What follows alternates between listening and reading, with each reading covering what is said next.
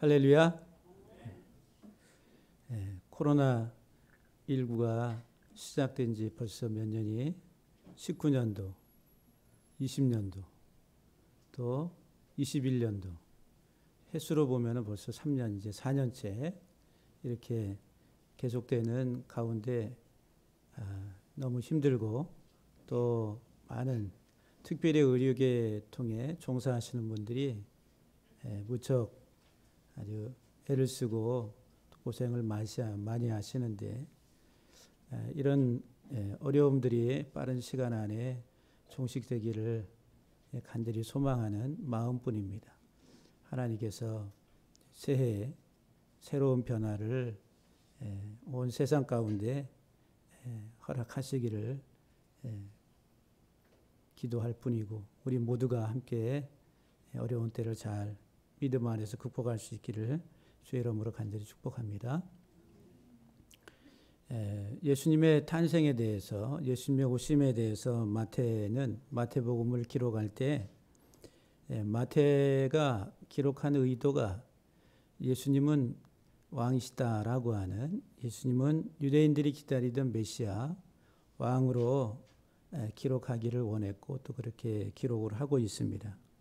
그래서 이제 이 마태복음 1장을 보면은 예수님은 아브라함과 다윗의 자손으로서 이렇게 선언을 하면서 마태는 기록을 하고 있어요. 그러니까 예수 그리스도는 누구시냐 하면은 왕으로서 유대인들이 기다리던 메시아다라고 하는 것을 특별히 강조를 하고 있습니다. 예수님 당시가 시대 상황으로 말하면은 오늘 우리가 겪고 있는 이런 코로나19의 이런 상황보다도 유대 민족으로서는 더 암울하고, 왜냐하면 식민지하에 로마의 지배를 받고 있었기 때문에 그들에게 있어서 소망은 이스라엘 민족을 국가적으로 다시 회복시키고 통치할 왕을 하나님이 보내주실 것을 학수고대하고 있었다라고 하는 거예요. 그래서 이제 메시아, 하나님 보내신 구원자가 이스라엘 가운데 오게 되면은 그가 온 세상을 다스릴 하나의 그 왕권을 가지고 이스라엘 민족을 회복시킬 뿐만 아니라 온 열방을 다스릴 것이다라고 하는 그런 소망을 유대인들이 다 가지고 있었어요. 그리고 유대인들의 메시아관은 이 지상 왕국, 이 세상에 이스라엘을 중심으로 해서 하나님이 세우실 하나님 나라를 소망하고 있었다라고 하는 거예요. 거기에 맞춰서 이제 마태가 예수님을 기록할 때 왕이시다. 그러니까는 유대인들이 소망하는 그런 왕으로서의 언급을 마태가 하고 있다는 거예요. 그런데 이 마태의 이 기록을 보게 되면은 유대인들이 소망하고 기대했던 메시아 사상, 그 왕의 어떤 존재를 우리가 생각해 볼 때에 유대인들이 받아들이기 힘든, 이해하기 힘든 그런 하나의 그 족보를 써내려가고 있다라고 하는 거예요. 그래서 이제 마태가 예수님의 족보를, 예수님이 탄생하시기까지의 그 족보를 기록할 때에 예수님의 그 족보에 상당한 결함이 있는 것처럼, 모순이 있는 것처럼, 그리고 예수님을 폄하해서 깎아내리는 그런 하나의 그 모양새로 이 족보를 기록하고 있다는 거예요. 그게 뭐냐면은 이방 여인들을 기록하고 있어요. 다말이라고 하는, 또 기생 라합이라고 하는, 또 이방 모압 여인이 기록이 되고, 또 이방인이었던 우리아의 아내 바세바에 대해서 기록하고 있다는 거예요. 도덕적으로도 보게 되면은 그렇게 아름다워 보이지 않는 이런 여인들을 예수님의 족보에 위에 올려놓고서 이들을 통해서 예수님이 나셨다라고 기록할 때에 유대인들은 하나님이 보내신 메시아 그러면은 뭔가 흠이 없고, 그리고 이 세상에 정말 우러러 보면서 이분이 우리의 참 메시아, 온 세상을 다스릴 참 왕으로서 손색이 없는 그런 분을 아마 상상하고 기다렸을 겁니다. 그런데 마태는 예수님이 왕이신데 그 족보를 기록할 때 보니까 뭔가 예수 그리스도에 대해서 깎아내리고 또 상상할 수 없는, 그리고 인정하고 싶지 않는 그런 부분들을 기록하고 있다라고 하는 거예요. 그러면서도 예수님은 왕이시다. 예수님은 왕이시다. 그게 이제 다윗의 자손이라고 하는, 예수 그리스도는 다윗의 자손. 그래서 이제 원문에 보게 되면은 아브라함이 앞에 나오지 않고 다윗이 먼저 나옵니다. 그래서 다윗을 강조하고, 다윗과 아브라함의 자손, 예수 그리스도의 계보라, 이렇게 직역을 할 수가 있어요. 그러니까 다윗을 강조하는데, 그러면서 또 다윗이 이 족보 14대 나눌 때에 첫 번째 14대 아브라함에서부터 다윗까지, 그래서 다윗이 끝에 가요. 두 번째 14대를 나눌 때는 다윗으로부터 시작해 가지고 요시아까지 이렇게 나눕니다. 바벨론으로 끌려가기까지. 그리고 나서 이제 여고냐로부터 시작해 가지고 예수 그리스도의 오심까지 14대로 바벨론 포로 이후 세대를 이렇게 나눕니다. 그래서 이제 다윗이 두 번 언급이 되고 있다는 거예요. 첫 번째 족보에는 마지막에 나오고 두 번째 족보에는 처음에 등장하고, 다윗이 이렇게 이제 그러니까 다윗을 강조하는 거죠. 그러니까 예수님은 다윗의 후손, 다시 말하면 왕이시다라고 하는. 그래서 이제 14대로 해서 셋으로 구별을 해요. 그러면 42대 족보인데, 그러면 아브라함으로부터 족보를 보면 42대냐면 아니에요. 거기에 보면은 많은 왕들이 빠져 있습니다. 그러니까 정확하게 역대의 역사적 어떤 그 족보에 그 예수님이 탄생하기까지 족보를 다 서술하면은 이보다 더 많은 왕들이 들어가야 되는데, 이 마태는 의도적으로 이 족보를 14대라고 하는 14의 수를 강조하면서 기록했다라고 하는 거예요. 다시 말하면은 14라고 하는 수는 다윗의 이름값입니다. 다윗의 이름값이 14예요.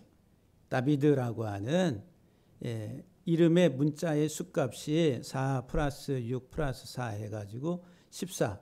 그러니까는 여기 다윗을 강조하는 거예요. 다윗의 후손. 예수는 누구시냐? 다윗의 후손. 왕이시다라고 하는 거예요. 그런데 이 왕이신 예수 그리스도가 유대인이 기다리던 로마 식민지하에 있었던 그 민족을 해방시키고 이 세상에 강력한 왕권을 회복할 그런 왕으로서의 메시아를 유대인들은 다 기다리고 있었는데, 이 마태는 이제 그게 아니다라고 하는 것을 이야기합니다. 그래서 이제 이 세상 가운데 죄 아래에 있는 그 죄인들을 구원하시기 위해 오시는 메시아라고 하는 사실을 1장 21절 예수의 이름 속에서 이제 드러냅니다. 그래서 오늘 이 본문을 통해서 이 다윗의 후손 예수, 왕으로 오신 예수 그리스도라고 하는 이 족보 속에서 14대, 그래서 14의 의미를 가지고 예수 그리스도에 대해서 잠시 말씀을 드리려고 합니다. 첫 번째, 이 14대로 나눌 때 14라고 하는 이 수는 다윗의 이름값이라는 거, 이름. 우리가 영어의 알파벳이죠. A, B, C, D, E, F, G. 우리 한글에도 알파벳이 있죠. 알파벳 그러면은 기역, 니은, 디귿, 리을, 미음, 비읍, 시읒, 이응, 지읒, 치읒 이렇게. 근데 이제 히브리 문자에도 알파벳, 그래서 이제 알파벳이라고 하는 이 단어가 히브리어에서 온 거예요. 그래서 알레베이트, 처음 두 문자가 알파벳입니다. 알파벳. 거기에서 이제 이 알파벳이라고 하는 용어가 나온 거예요. 근데 이제 이 히브리 문자의 자음, 그 알파벳에 보면은 달렛이라고 하는 네 번째 문자, 그 다음에 여섯 번째 문자 바브라고 하는, 그 다음에 달렛이라고 하는 네 번째 문자, 넷, 여섯, 넷, 이렇게 세 문자로 결합이 되어 있는 게 다비드라고 하는 다윗의 이름이에요. 그러니까는 4 플러스 6 플러스 4 하면은 14가 됩니다. 그러니까는 다윗의 이름의 문자 값이 14예요. 14. 그래서 이제 지금 마태는 이 족보를 의도적으로 기록할 때 예수님의 족보를 14대 14대 14대라 그래. 14를 지금 강조하고 있다라고 하는 거예요. 바울이 로마서 1장 3절에 보면은 예수님에 대해서 육신으로는 다윗의 혈통에서 나셨다. 육신으로는 예수님이 다윗의 혈통에서 나셨다. 예수님도 요한계시록 22장 16절에서 말씀하시기를 나는 다윗의 뿌리요 자손이라, 이렇게 예수님 자신이 다윗의 뿌리, 다윗의 자손이다라고 그렇게 말씀합니다. 그러니까 다윗을 아주 강조하는 거예요. 다윗. 이스라엘의 역대 왕들 가운데 가장 위대한 왕으로서 두 번째 왕이었던 다윗. 근데 왜 다윗의 후손이라고 하냐면은 하나님이 다윗과 언약을 맺으셨어요. 다윗. 사무엘하 7장 12절 이하에 보게 되면은 장차 이제 이 다윗의 후손을 통해서 하나님께서는 이스라엘의 왕권을 견고하게 영원한 나라, 영원한 왕권을 세우실 것이다. 근데 이 다윗의 후손을 통해 가지고 그 영원한 나라, 영원한 왕권을 세우실 것에 대한 하나의 그 언약을 사무엘하 7장에서 하나님이 다윗에게 주셨다라고 하는 거예요. 그런데 이 다윗의 언약을 통해서 하나님 주신 이 영원한 나라는 이 세상 지상 왕국이 아니라 하나님의 영원한 나라라고 하는 거예요. 예수님이 이 땅에 오셔가지고 우리의 시민권이 이 세상에 있지 않다. 우리의 시민권은 하늘에 있다.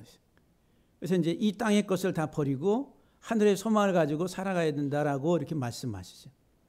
그러니까는 이 다윗 언약을 통해서 하나님 주신 이 하나님 나라의 이 언약은 단순히 이 지상의 왕국이 아니라 영원한 하나님의 나라를 상징하는 거예요. 그 영원한 하나님 나라를 세울 것인데, 근데 다윗의 후손을 통해 가지고 세우실 것이다라고 그렇게 말씀을 하셨어요. 그래서 이사야서에 보게 되면 하나님은 이제 이사야 선지자를 통해 가지고 이 다윗 언약의 왕권에 대해서 계속 이야기하시는데, 이사야서 1장 11장 1절과 10절 말씀에 보면은 이새 줄기에서 한 싹이 나며 그 뿌리에서 한 가지가 나서 결실할 것이요 그 날에 이새 뿌리에서 한 싹이 나서 만민의 기치로 설 것이다. 열방이 그에게로 돌아오리니 그가 거한 곳이 영화로우리라, 이런 말씀을 줍니다. 이사야 11장에서 하나님이 이사야 선지자를 통해서 우리에게 주시는 말씀은 평강의 왕을 통해서 우리에게 이 평화의 나라를 가져다 주실 것이다라고 말씀하세요. 그래서 예수 그리스도의 오심은 예수 그리스도는 평강의 왕이요 그러죠. 온 세상에 미칠 큰 기쁨의 좋은 소식인데 그것은 평화의 나라를 세울 것이다라고 말씀을 합니다. 그런데 이제 이새의 뿌리에서 그 가지에서 한 의로운 가지가 나와서 결실할 것이다라고 이사야 선지자를 통해서 우리에게 예언의 말씀을 줍니다. 예레미야 23장 5절 말씀에도 보게 되면은 내가 다윗에게서 한 가지를 일으킬 것이다라고 하나님은 예레미야 선지자를 통해서도 우리에게 말씀을 주세요. 내가 다윗에게서 한 공의로운 가지가 나게 하리니 이 땅에 정의와 공의를 행할 것이다. 그러니까 메시아에 대한, 이 구원자에 대한 영원한 하나님 나라를 세우실 왕을 이야기하고 있는데 이새 다윗의 뿌리에서 나올 것이다라고 이야기하고 있습니다. 그러니까 이 세상에 오셔서 우리에게 영원한 평화의 나라를 세우실 참 메시아는 누구냐면은 다윗의 후손이라는 거예요. 그러니까 예수 그리스도가 이 세상에 참 왕으로, 온 세상에 영원한 왕으로 오셨는데 그분은 다윗의 후손이다라고 하는 거예요. 근데 이 다윗의 후손으로 오실 이분이 와서 할 일이 뭐냐 하면은 이사야 35장 5절 6절 말씀을 보면은 그때에, 그러니까 다윗의 후손으로 와서 평화의 나라를 세우실 그분이 오게 되면은 어떤 일이 일어나게 되냐면은 그때에는 맹인의 눈이 밝을 것이고 또 못 듣는 사람의 귀가 열릴 것이고 그때에는 저는 자는 사슴같이 뛸 것이고 말 못하는 자의 혀는 노래할 것이고 광야에서 물이 솟겠고 사막에서 시내가 흐를 것이다. 또 이런 하나의 그 말씀을 통해 가지고 메시아가, 다시 말하면 이스라엘의 하나님 언약하신 다윗의 후손으로 이 땅에 오실 메시아가 오게 되면은 그로 인해 가지고 나타나는 하나의 표적이 뭐냐면은 맹인 소경의 눈이 열리고 기머거리의 귀가 열리고 저는 자들이 뛰게 되고 말 못하는 벙어리들의 혀가 풀려서 말을 하게 될 것이고 이런 일들이. 그래서 예수님이 오셔서 하신 일이 뭐예요? 그 메시아가 오시면 일어날 일들에 대해서 하나의 성취하는 그 표적을 행하십니다. 맹인의 소경의 눈을 뜨게 하시는 표적을 행한. 내가 누구냐 하면은 바로 곧 하나님이 다윗을 통해 언약하신 이 땅에 참 메시아 왕으로서 내가 바로 그 왕이다라고 하는, 그 메시아라고 하는 사실을 이 표적을 통해 가지고 자기 자신을 드러내시는 거예요. 내가 누구냐. 그래서 저는 자들을 뛰게 하시고 걷게 하시고 기머거리의 귀를 열어서 듣게 하시고 말 못하는 자들의 혀를 풀어서 말하게 하시는 이런 표적을 행하셨다라고 해요. 그래서 사복음서에 보게 되면 이런 예수님의 표적 사건들이 많이 기록되고 있어요. 그 표적 사건이 기록되는 것은 그때에는 이사야 선지자를 통해서 예언했던 것처럼 이런 일들이 일어날 것이다 라고 하는 하나의 그 예언을 통해 가지고 예언의 성취자로서 참 메시아로서 예수 그리스도가 바로 곧 그분이다라고 하는 것을 설명하는 거예요. 그래서 여기 십사라고 하는 이 이름의 십사, 다윗의 후손, 참 메시아, 그분은 왕이시다라고 하는 거예요. 근데 그분이 오셔서 하실 일은 뭐냐 하면은 이 소경의 눈을 뜨게 하고 기머거리에 귀를 열어서 듣게 하시고 말 못하는 자들을 말하게 하시고, 이것은 단순히 육체적인 하나의 우리의 질병을 치료하는 치료자가 아니라 영적인 것을 설명하는 거예요. 유대인들은 지상의 왕국을, 이 땅에 자기들이 원하는 세상을 세우실 메시아 왕을 기다리고 있었는데 이 메시아는 그런 왕이 아니라 영적 영원한 하나님 나라를 세우실 메시아라고 하는 사실을 설명하고 있다라고 하는 거예요. 그래서 이제 두 번째로 이제 이 14라고 하는 수를 통해서 우리에게 전해주는 성경의 내용이 뭐냐면은 14는 유월절 어린 양을 말합니다. 그러니까 14라고 하는 수는 유월절 어린 양으로서의 희생을 상징하는 거예요. 이스라엘 백성들이 애굽에서 나올 때에 하나님이 애굽의 장자들을 다 죽이십니다. 그 애굽의 장자들을 다 죽일 때 하나님이 모세를 통해 가지고 이스라엘의 장자들을 살리시기 위해서 어린 양을, 아비벌 10일 날 어린 양을 일단 택해 가지고 14일 날 저녁에 그 어린 양을 잡으라고. 그러니까 14는 어린 양의 희생하는, 어린 양을 잡는 희생의 날입니다. 예수님이 십자가에 못 박히실 때도 유월절에 예수님이 죽으셨어요. 그러니까 14라고 하는 이 수는 유월절 어린 양 예수 그리스도를 가리키는 거예요.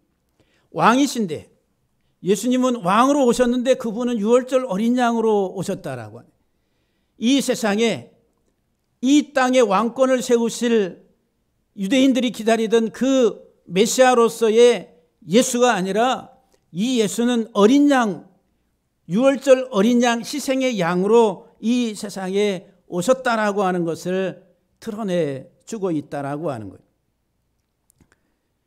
사도 바울도 예수님에 대해서 고린도전서 5장 7절에서 우리의 유월절 양 곧 그리스도께서 희생되셨다라고 그렇게 기록을 합니다. 히브리 기자도 히브리서 11장 28절 말씀을 보게 되면은 유월절과 피 뿌리는 예식을 정하셨으니 이는 장자를 멸하는 자로 그들을 건드리지 않게 하려 한 것이라 그랬어요. 장자가 다 죽어나가야 되는데 그 장자들을 건드리지 아니하고 죽임을 당하지 아니하고 살리시기 위해서 유월절 피 뿌리는 예식을 하나님이 세우셨다라고 하는 거예요. 어린 양을 잡아서 문설주 임방에 받을 때에 죽음의 사자가 그 집을 뛰어넘어갔다라고 하는 거예요. 이 유월절이라고 하는 거죠.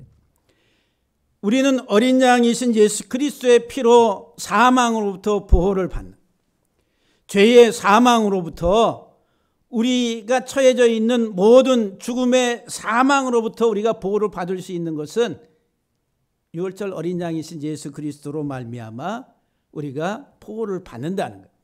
그러니까 14대 그 14라고 하는 그 수를 통해서 예수 그리스도는 다윗의 왕으로 오셨는데 그분은 유월절 어린 양이시다라고 하는 거예요. 그래서 마태복음 20장에서도 마가복음 10장에서도 예수님께서는 뭐라고 말씀하시냐면은 인자가 온 것은 섬김을 받으려 함이 아니라 도리어 섬기려 하고 자기 목숨을 많은 사람의 대속물로 주려 함이라. 예수님이 이 땅에 오신 목적, 인자가 오신 예수님이 이 세상의 사람의 모양으로 이 세상에 오신 목적이 뭐냐면은 섬김을 받으려 함이 아니라 섬기려고, 누구를 섬기려고? 저와 여러분들을, 죄로 인해 죽어 마땅한 우리들을 섬기시기 위해서 주님이 오셨다라고 그래. 그 섬김의 마지막 모습이 뭐냐면은 자기 자신을 대속물로 내어주시는 거예요. 나를 대신해서, 내 목숨을 대신해서 자기 자신의 목숨을 내어주시기 위해서, 십자가에 자기 자신을 내어주시기 위해서 오셨다는 거예요. 예수님이 나를 섬기러 오셨다라고 하는 거예요. 너무너무 중요한. 사도 바울이 디모데전서 2장 6절에서 그가 모든 사람을 위하여 자기를 대속물로 주셨다 그랬어요. 이 세상에는 그 누구도 다른 사람을 위해서 속전으로 자기 자신을 내어줄 수 있는 존재가 아무도 없습니다. 그래서 시편 49편 7절 말씀에 아무도 자기의 형제를 구원하지 못하며 그를 위한 속전을 하나님께 바치지도 못할 것은, 이 세상에 어느 인간이, 어느 누구도 자기 형제를 위해서 속전으로 내어줄 수 없고 형제를 구원할 수 없다라고 그렇게 말한.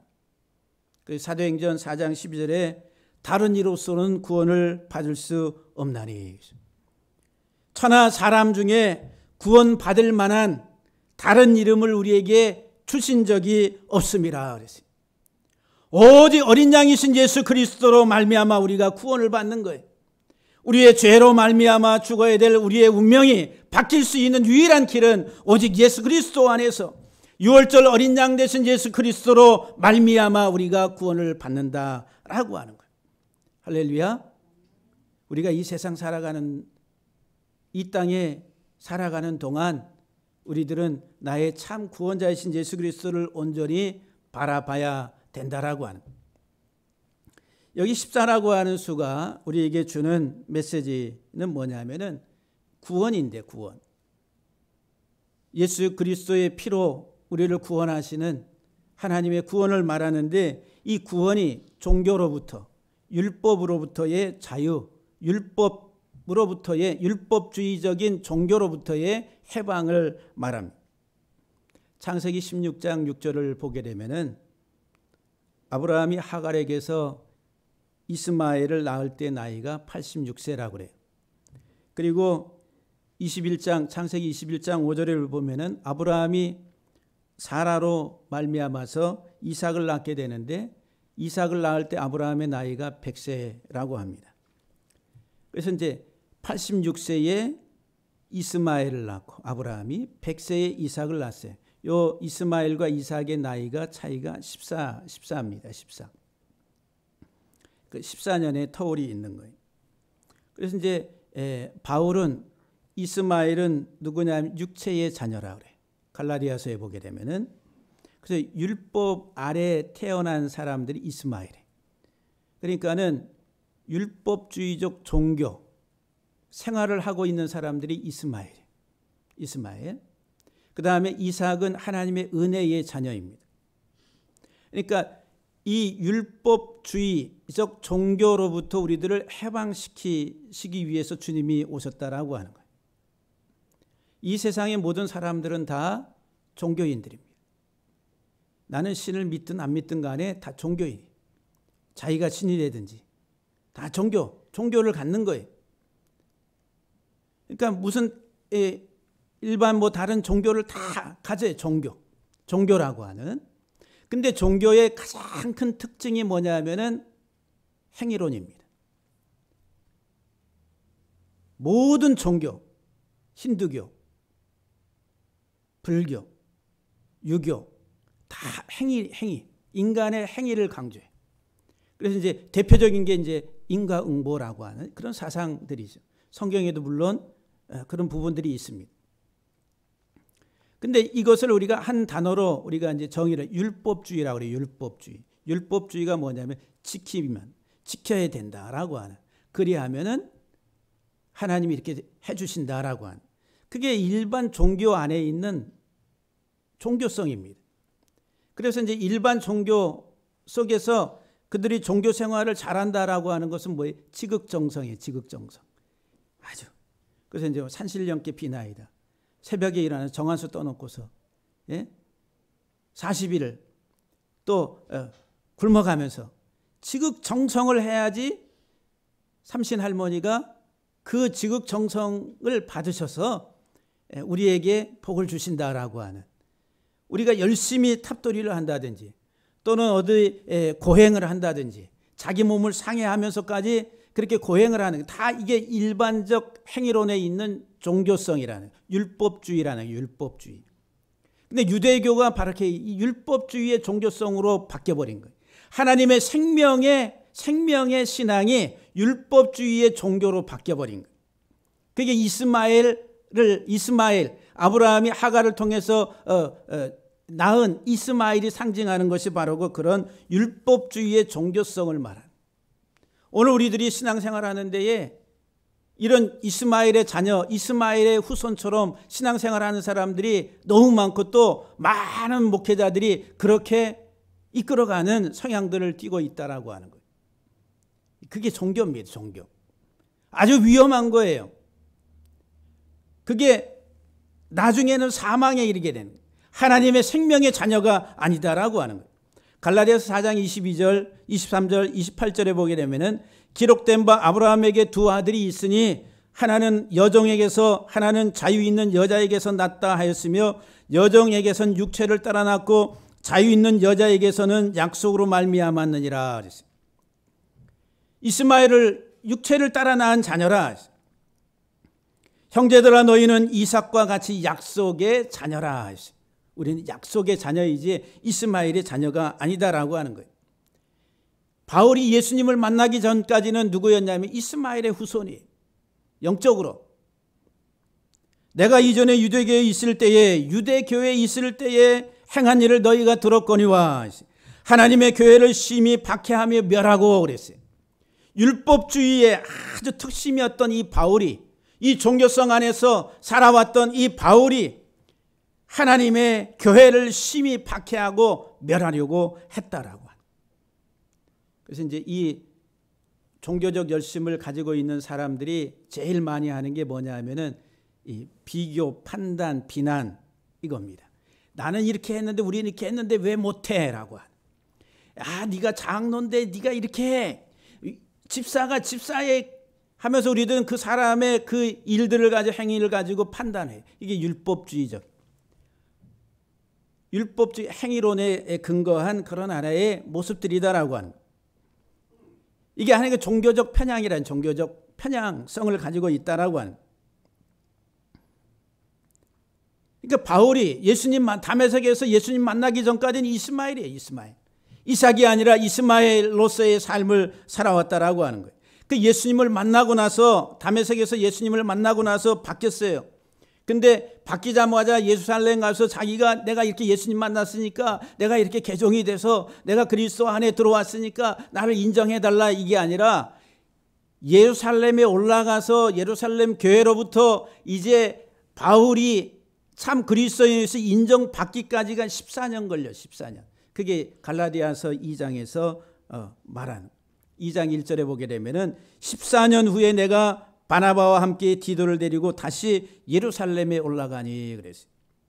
14년 후에 예루살렘 교회로부터 인정받기까지 그가 예수 그리스도를 믿고 그리스도 안에서 거듭나서 그가 하나님의 자녀가 돼서 참 하나님의 그 참 신앙의 생명의 삶을 살아가는데 14년 후에 예루살렘 교회로부터 인정을 받았다라고 하는 것. 이스마엘이 변해서 이삭이 되는 우리의 율법주의의 잘못된 종교생활. 여러분들 지금 제가 이 종교성 종교 율법주의 이렇게 얘기하니까 여러분들이 저게 무슨 말인가 이렇게 이제 생각하시는 분들이 많이 있을 수가 있어요. 근데 이미 우리들은 이 율법주의적 종교성에 이렇게 상당히 젖어 있다라고 하는 거예요. 그렇게 지금까지 그렇게 하는 게 정상이고 그렇게 해야지 복 받는 것이고 그렇게 해야지 우리들은 그런 사고방식을 가지고 있는. 그게 이제 일반 종교성 안에 일반 타 종교 안에서 그들이 신앙생활을 하고 있는 그런 모습과 똑같다라고 하는 거예요. 내가 믿는 신앙의 대상만 바꿨을 뿐이지 그 신앙생활의 모양은 똑같다라고 하면은 참 생명 안에서의 삶이 아직 되고 있지 않다라고 하는. 갈라디아서 3장 13절 이하에 보게 되면은 그리스도께서 죽으심은 우리를 위해서 십자가의 저주를 받으신 바 되사 율법의 저주에서 우리를 속량하셨으니, 율법의 저주라고 하는 것은 율법주의적 삶, 잘못된 행태의 종교의 삶. 그래서 이제 예수님이 이 땅에 오셔서 당시 유대 랍비들, 지도자들, 바리새인, 서기관, 장로들, 제사장들에 대해서 너희는 너희 아비 마귀에게서 났다라고 그래요. 마귀가 누구예요? 이 종교성 안에 있는 이게 뱀의 후손들이란 말이에요. 우상 숭배하는 우상 숭배자들과 같은. 그게 예수님 당시 유대교 안에서 지도자로서의 기득권 안에서 종교를 누리고 있었던 사람들의 삶의 모습들이었다라고 하는 거예요.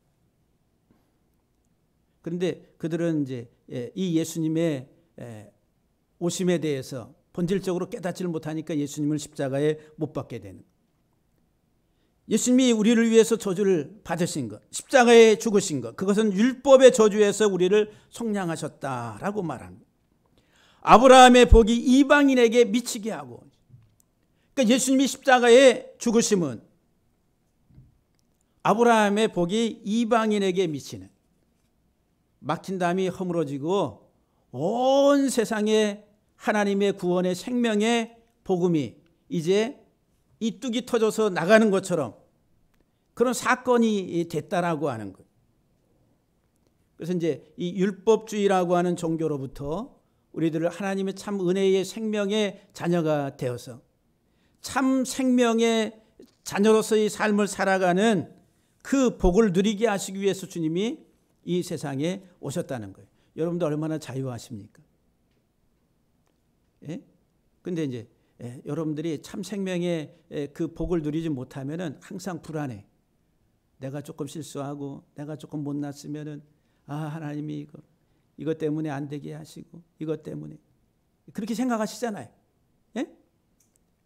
그게 아닌데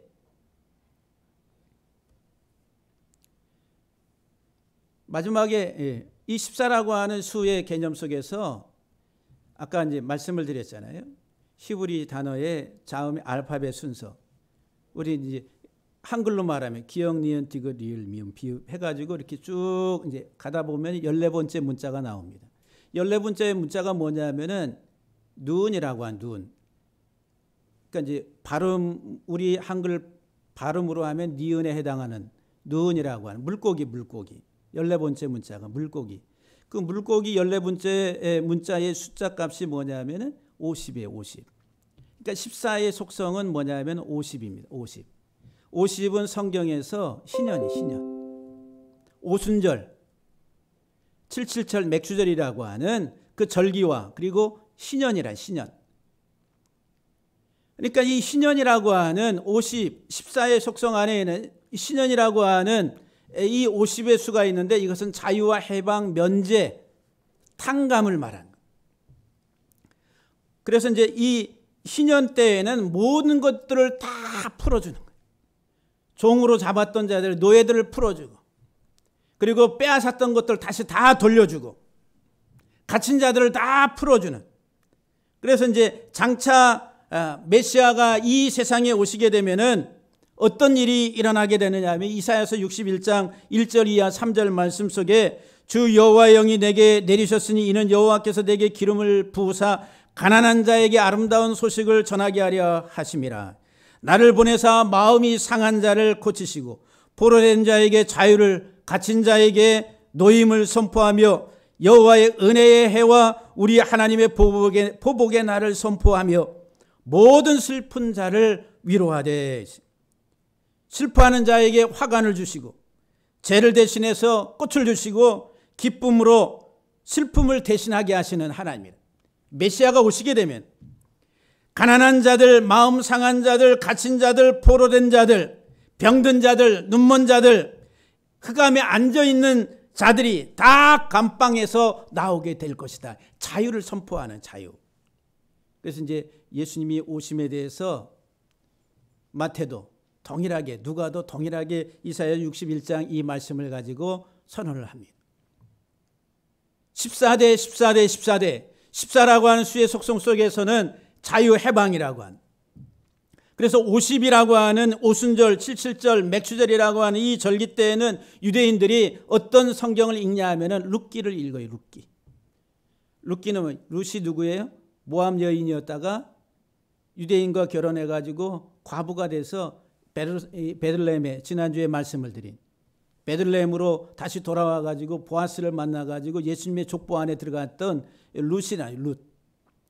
그래서 이제 이방 여인이 그리스도의 족보에 들어오게 된, 이방 여인이 하나님의 은혜를 받게 된 것. 그래서 오순절, 이것은 이제 복음이 이방인에게 다 확산돼서 나가는 그 절기다라고 하는 거예요.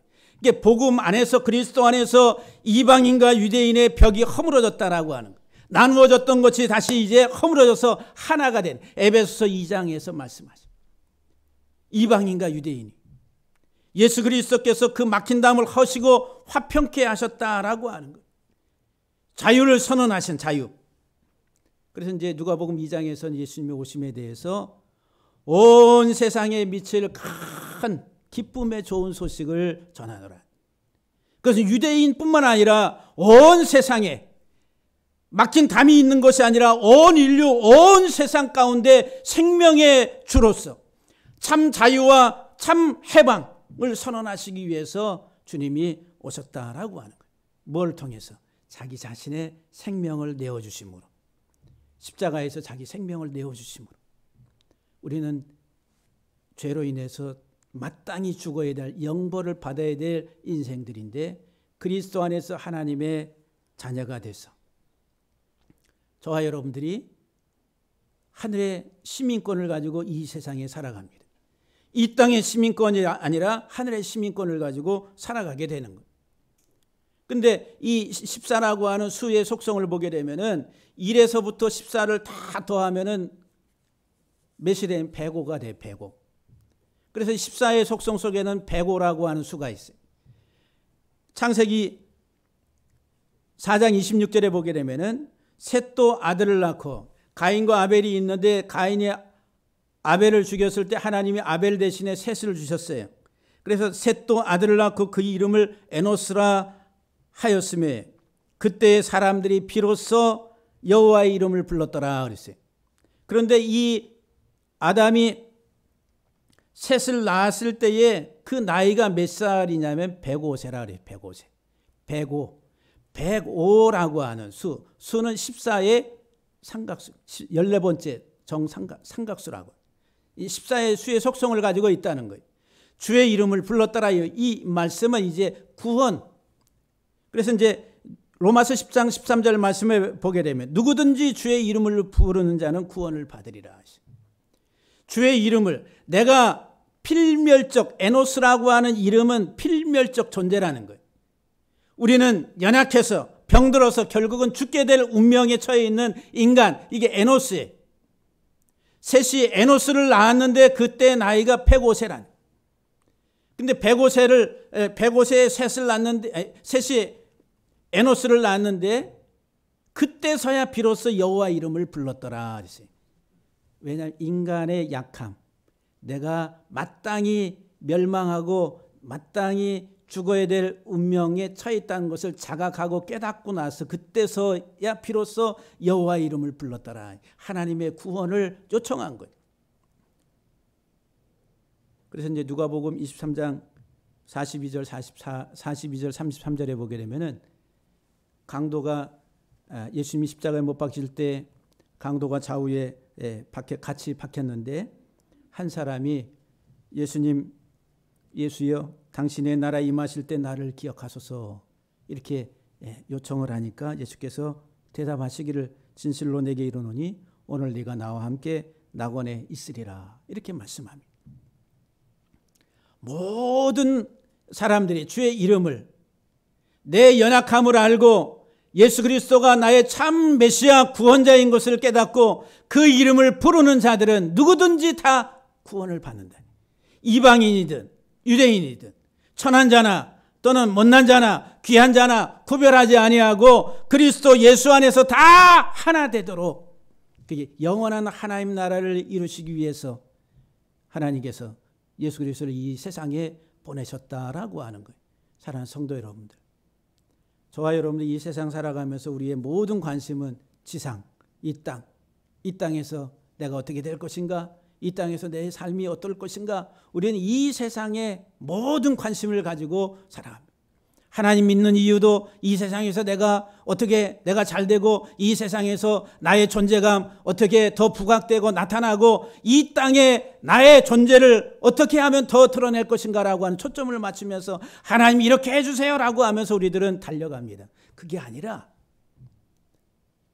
우리들은 주님 안에서 정말 참 구원의 생명의 은혜를 누리고 참 자유와 해방의 삶이 무엇인지를 여러분들이 알고 그것을 만끽하면서 세상 사람들이 이렇게 살지만 나는 그렇지 않다라고 하는 그 안에 참 자유와 기쁨과 행복을 누릴 수 있는 우리 모두가 되기를 주의 이름으로 간절히 축복합니다. 기도하시겠습니다.